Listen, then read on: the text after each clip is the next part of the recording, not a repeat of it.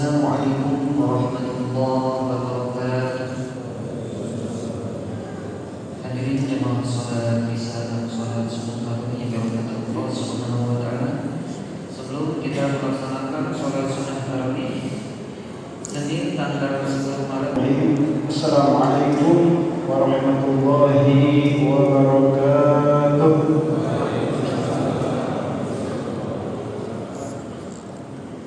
Innal hamdalillah nahmaduhu wa nasta'inuhu wa nastaghfiruh wa na'udzu billahi min shururi anfusina wa min sayyiati a'malina. Man yahdihillahu fala mudilla lahu wa man yudlil fala hadiya lahu. Asyhadu an la ilaha illallah wahdahu la syarika lahu wa asyhadu anna Muhammadan abduhu wa rasuluh la nabiyya wa la rasula ba'da. Rabbi ishrah li sadri wa yassir li amri wahlul 'uqdatam min lisani yafqahu qawli. Amin ya rabbal alamin. Masyarul muslimin, jamaah salat tarawih yang insyaallah dimuliakan oleh Allah Subhanahu wa taala. Pertama-tama, tidak ada kata yang pantas yang patut kita ucapkan selain daripada rasa syukur kita kepada Allah dengan mengucap alhamdulillah atau alhamdulillahirabbil alamin. Puji dan syukur kehadirat Allah yang telah memberikan begitu nikmat kepada kita semua. Di antara nikmat yang paling besar, di antara nikmat yang paling agung adalah nikmat iman dan Islam serta nikmat sehat walafiat. Nikmat iman dan Islam merupakan adalah karunia yang sangat luar biasa, yang mungkin tidak semua orang bisa mendapatkannya, karena itu merupakan pemberian hidayah daripada Allah Subhanahu wa taala. Kalau kita melihat sejarah bagaimana putra daripada Nabi Nuh alaihissalam, Nabi Nuh adalah sosok yang mendapatkan gelar ulul azmi. Beliau merupakan orang yang sangat luar biasa, orang pilihan. Tetapi apa yang terjadi?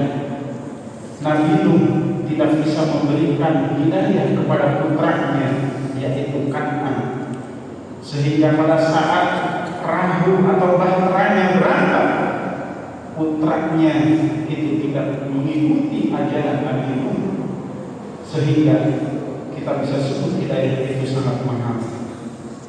Kemudian kalau kita melihat ayahnya Nabi Ibrahim alaihissalam, Nabi Ibrahim merupakan Khalilullah. Nabi Ibrahim merupakan kekasih Allah, bapaknya para nabi. Tetapi apa yang terjadi? Nabi Ibrahim tidak bisa memberikan hidayah kepada ayahnya yang bernama Azar.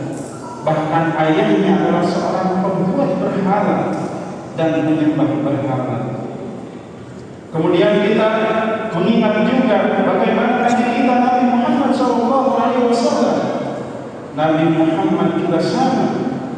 Beliau adalah orang yang sangat mulia, bahkan orang yang diciptakan mulia oleh Allah secara langsung. Tetapi apa yang terjadi? Nabi kita pun sama, tidak bisa memberikan hidayah kepada pamannya, yaitu Abu Lahab. Bahkan sampai akhir hayatnya beliau tidak beriman kepada Allah. Sedangkan kita patut syukur kepada Allah. Kita hidup jauh ribuan tahun, bahkan kita tidak pernah mengenal, tidak pernah bertemu dengan Nabi Muhammad SAW. Tetapi kita diberikan hidayah oleh Allah untuk senantiasa beriman kepadanya. Alhamdulillah, syukur alhamdulillahirabbil alamin. Selanjutnya salawat dan salam, marilah kita sama-sama curahkan kepada junjungan kita, manusia yang paling mulia, the king of the king, the best of the best, our Prophet Muhammad sallallahu alaihi wasallam. manusia yang begitu mulia, yang tidak mengharapkan apa-apa, hanya untuk kepentingan umatnya semata. Ma'asyiral muslimin, jamaah salat tarawih yang insyaallah dimuliakan oleh Allah Subhanahu wa taala. Selanjutnya, untuk mempertahankan hidayah itu, untuk mendapatkan kualitas yang baik di sisi Allah dalam hal ibadah, terutama kita dalam menjalankan ibadah suci puasa ini, maka tekad yang harus kita kuatkan adalah niat yang ikhlas. Allah Subhanahu wa taala berfirman, A'udzu billahi minasy syaithanir rajim. Bismillahirrahmanirrahim. Wa ma umiru illa liya'budullaha mukhlishina lahu-d-din. Mereka tidak diperintahkan kecuali untuk menyembah Allah dengan keikhlasan dan ketaatan kepadanya. Allah senantiasa menyuruh kita untuk ikhlas dalam taat kepadanya, karena ikhlas itu mudah untuk diucapkan, tapi begitu sulit untuk dipraktekkan. Imam Ibnu Qayyim mengibaratkan amal seseorang kalau dilakukan tanpa ikhlas itu seperti berpergian membawa kerikil pasir, yang mana dengan membawa kerikil pasir itu memberatkan beban, tetapi tidak ada gunanya, hanya capek dan bawah saja yang didapatkan. Kemudian Imam Ghazali juga mengungkapkan bahwa semua manusia akan rusak kecuali adalah manusia yang berilmu. Kemudian orang yang berilmu juga akan rusak kalau dia tidak mengamalkannya. Kemudian apa kata Imam Ghazali? Seseorang yang mengamalkan ilmu, dia pun akan rusak ketika dia tidak memiliki rasa ikhlas kepada Allah. Jadi begitu pentingnya peran ikhlas yang kita tanamkan dalam hati kita, yang kita tuai, yang kita akan dapatkan nanti di akhirat adalah pahala daripada keikhlasan.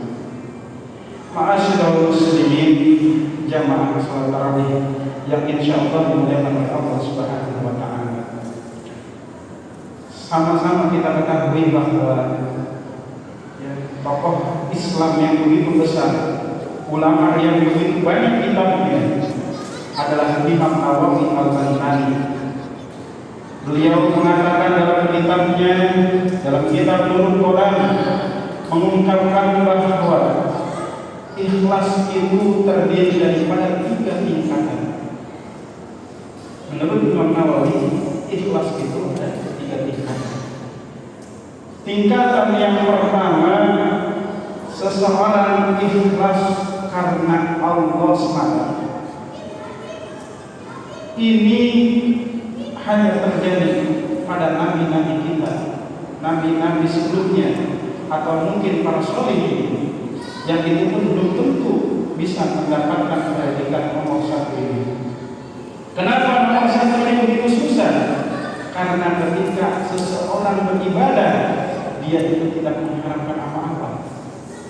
Seseorang beribadah tidak mengharapkan balasan dari Allah, tidak mengharap surga, bahkan tidak takut dengan neraka, tetapi tujuannya hanya untuk mendapatkan ridho Allah Subhanahu wa taala.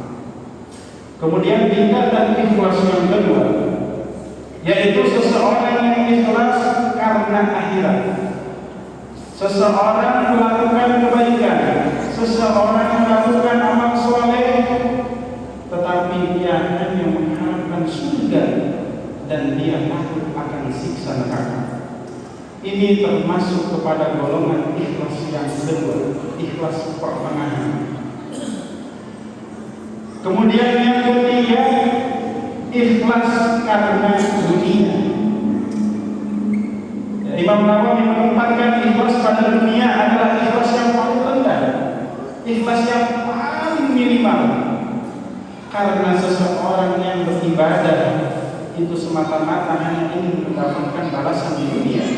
Seseorang membaca surat Al-Waqiah misalnya hanya ingin mendapatkan kelapangan rezeki Seseorang melaksanakan sholat duha semata-mata hanya untuk dilancarkan rezekinya dan sebagainya, itu merupakan ikhlas yang paling rendah menurut Imam Nawawi Al-Albani. Lalu seseorang bertanya, apakah ada tingkatan yang lain? Kata Imam Nawawi, tidak ada. Tingkatan yang lain adalah tingkatan seseorang yang ikhlas atau yang beribadah, yang beramal soleh, itu semata-mata mengharap pujian daripada orang lain. Seseorang melakukan sedekah hanya ingin disebut orang dermawan. Seseorang melakukan ibadah, sholat, tahajud dan sebagainya hanya ingin dikatakan sebagai orang yang alim.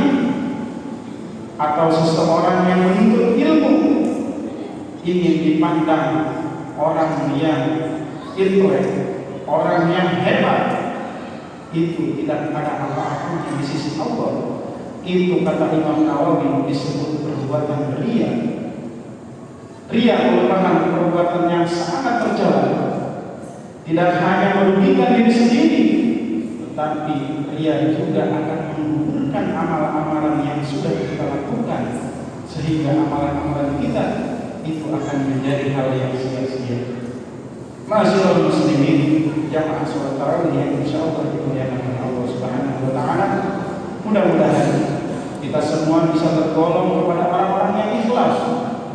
Mudah-mudahan kita bisa tergolong dalam ikhlas nomor 1 atau mungkin nomor 2, atau paling rendahnya kita termasuk orang yang ikhlas pada golongan yang ketiga. Dan mudah-mudahan kita semua dijauhkan daripada perbuatan riya, perbuatan yang ingin dipuji orang lain, perbuatan yang ingin mendapatkan penghargaan dari orang lain. Na'udzubillah, na'udzubillah min dzalik wa min dzalik. Demikian materi yang bisa saya sampaikan pada malam hari ini. Kurang dan lebihnya mohon maaf. Wallahumma a'lam. Wassalamualaikum warahmatullahi wabarakatuh. As-salatu